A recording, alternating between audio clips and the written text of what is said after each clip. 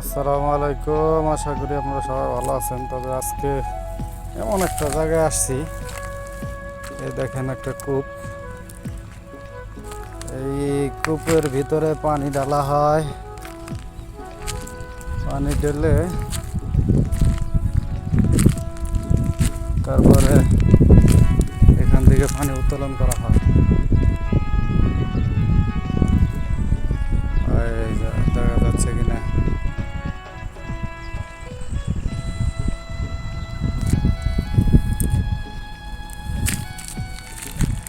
রোদের তাপে দেখছেন মনে হয় আগুন ধরাই দিচ্ছে। এরকম মরুভূমির মধ্যে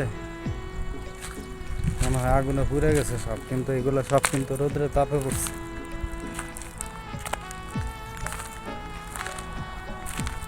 দেখতেছেন রোদের তাপে কি অবস্থা আছে।